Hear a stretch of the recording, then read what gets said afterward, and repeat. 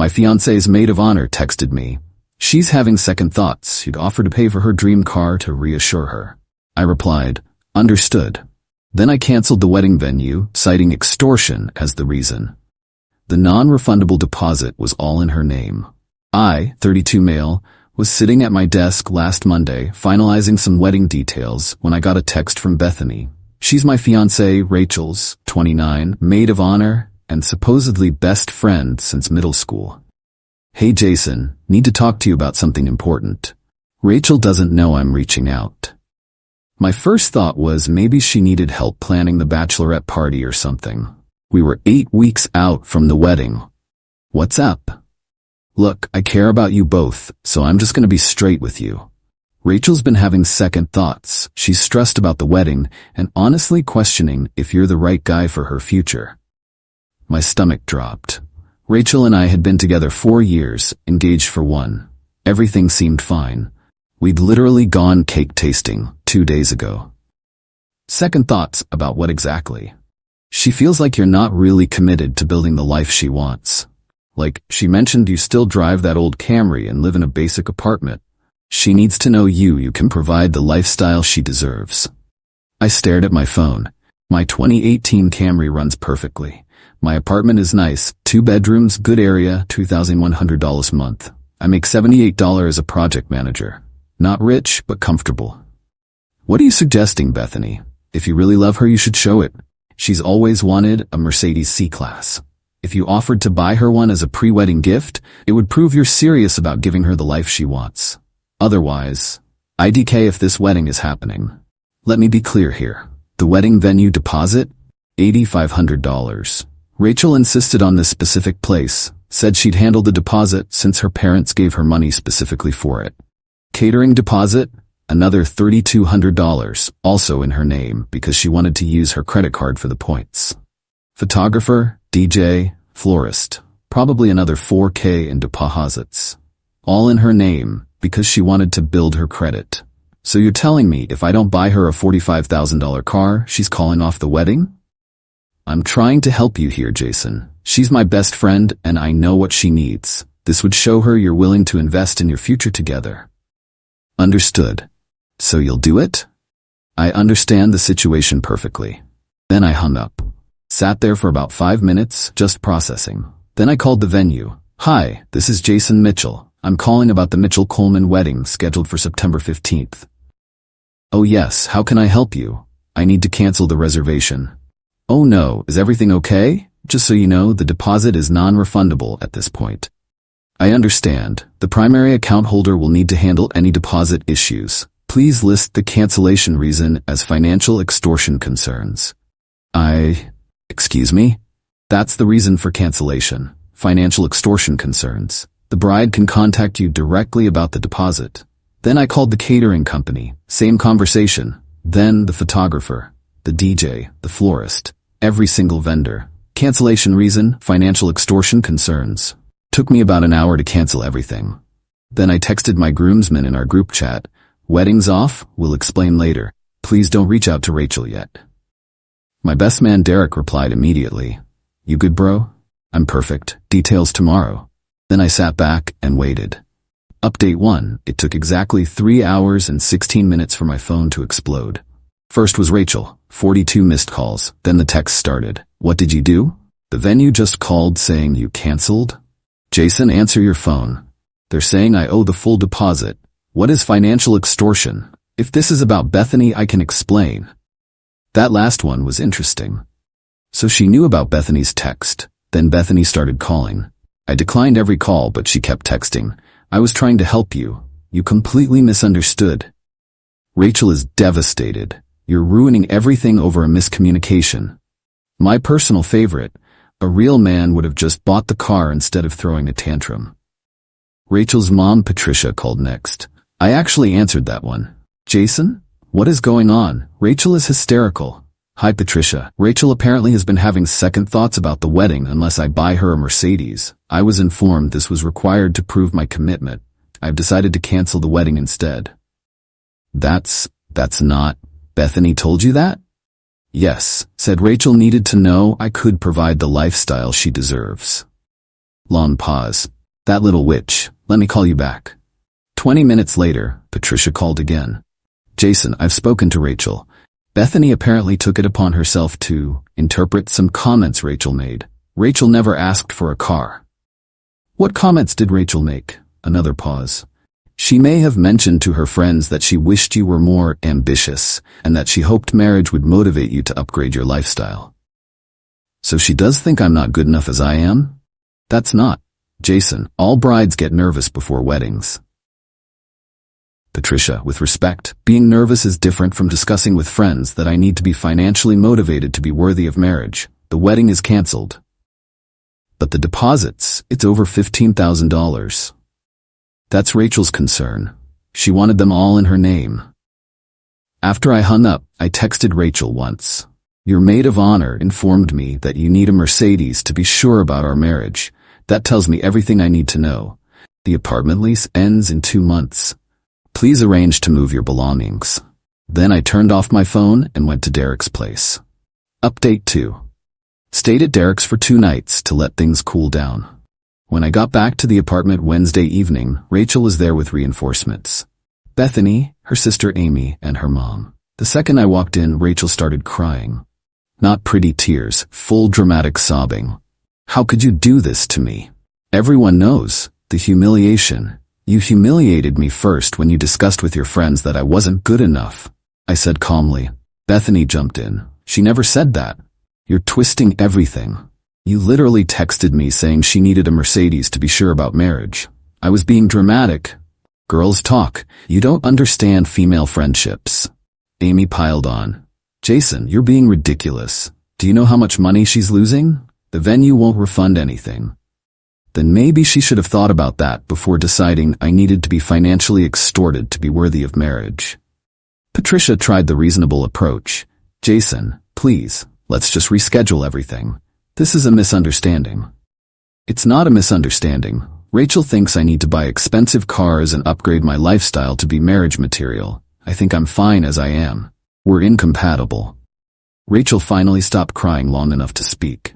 I never asked for a car. I just said it would be nice if you were more ambitious. What does that mean, Rachel? More ambitious? She hesitated. Just, you've been at the same job for 3 years, same apartment for 4, same car. It's like you're not trying to improve. I got 2 promotions in those 3 years. My salary went from $62K to $78. I'm saving $1,500 a month. But because I don't blow it on luxury cars, I'm not ambitious. That's not what I meant. Then what did you mean? Silence. Bethany tried again. Look, just buy the car and fix this. Be a man. I laughed. Actually laughed. A man? A real man doesn't need to buy someone's love. She's not asking you to buy her love, Amy screeched. Just show you care. I was marrying her. That's how I was showing I cared. Then Rachel dropped the bomb. If you don't fix this, I'm suing you for the deposits. My lawyer says since you canceled everything, you're liable. Your lawyer? You've already contacted a lawyer?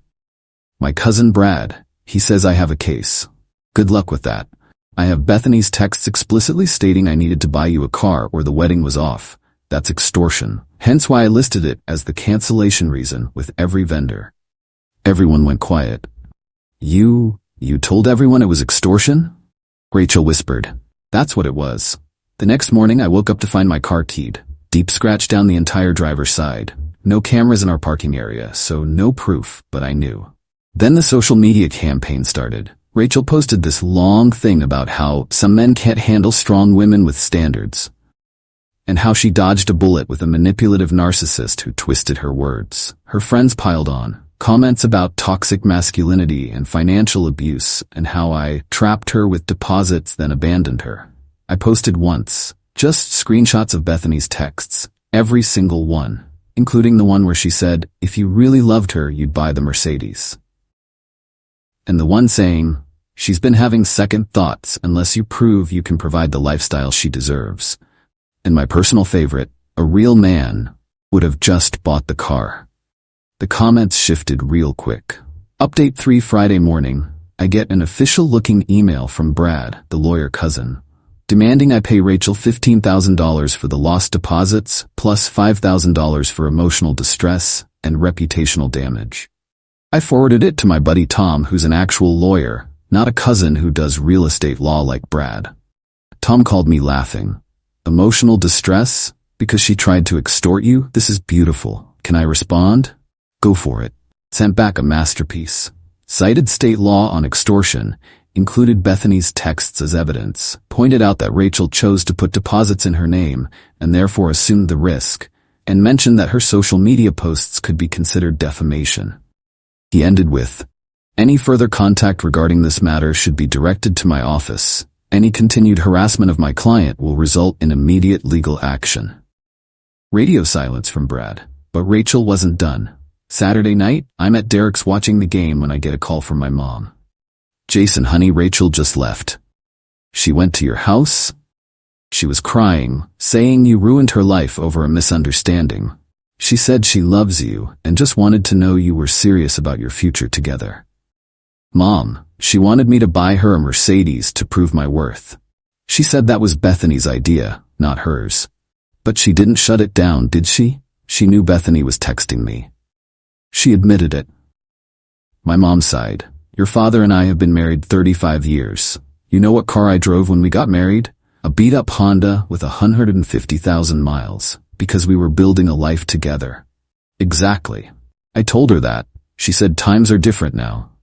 "What did you say?" "I said love isn't different." Then I asked her to leave. Sunday, Rachel's dad Frank called me. Frank's always been a straight shooter. "Jason, I'm not calling to change your mind. I just want to understand what happened." I sent him the screenshots of Bethany's texts. He called back an hour later. "Jesus Christ, she really said that?" "Yeah." "And Rachel knew?" "She admitted it when confronted." "I'm pulling my contribution to the wedding. All of it.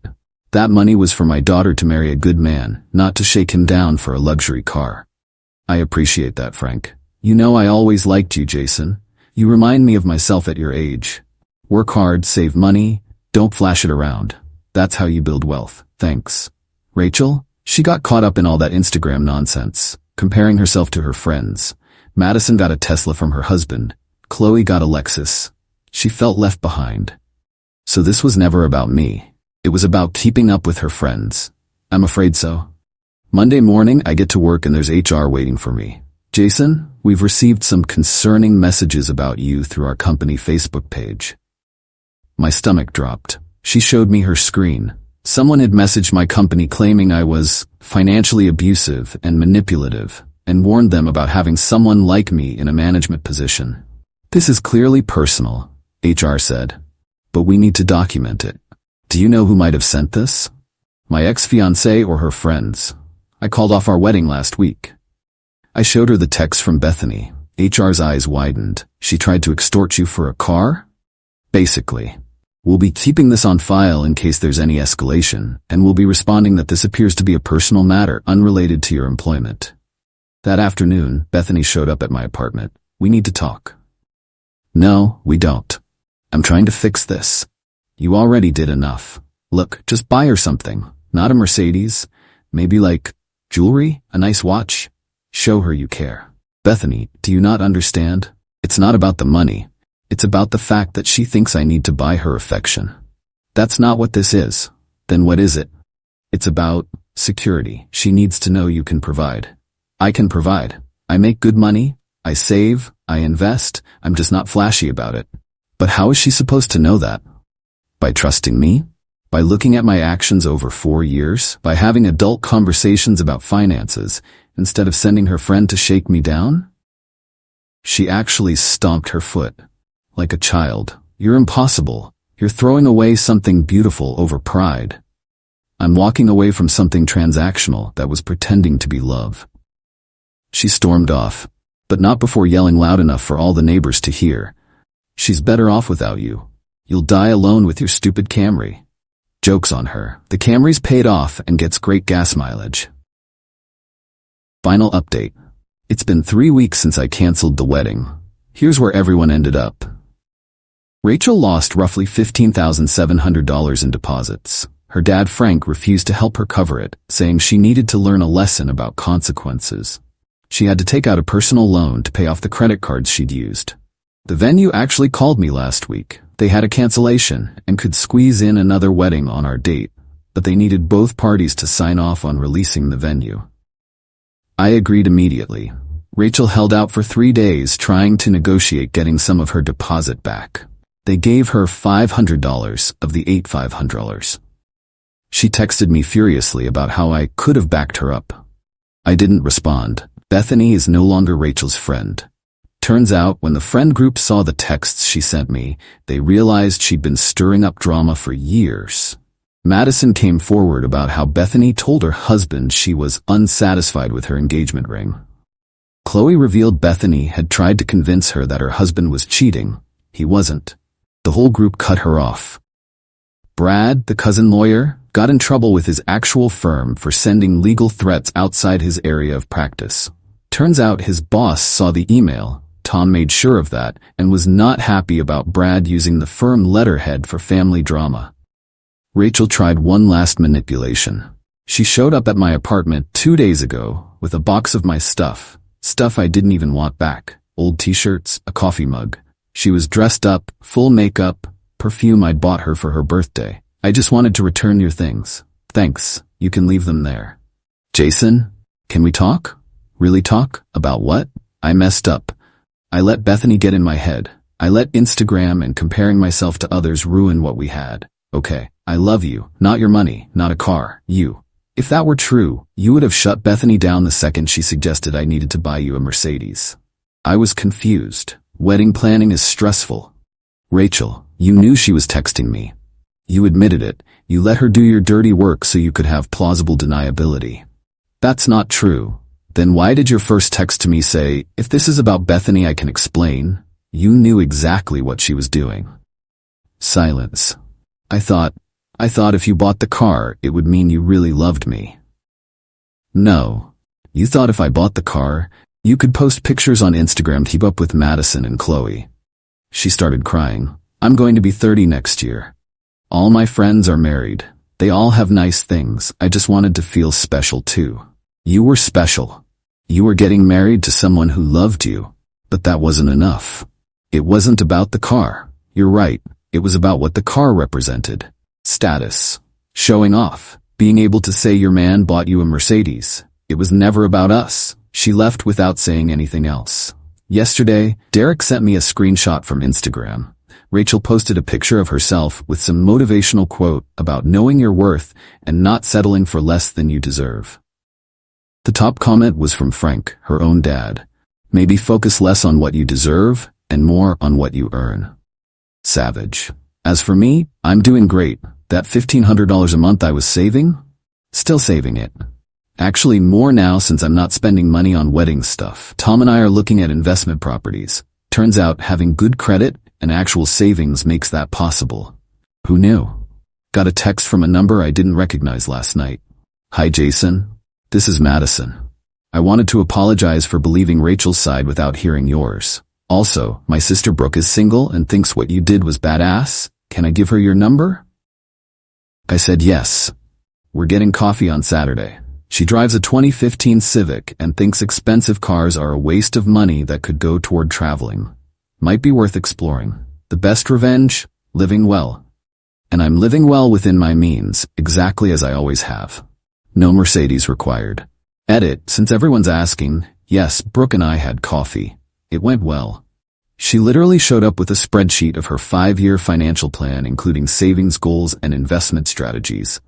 I think I'm in love. Also, Rachel apparently saw us together, small world, and had a complete meltdown in the middle of Target. Security was called.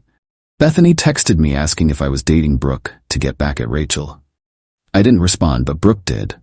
No, he's dating me because I don't need a luxury car to know my worth. Mic drop.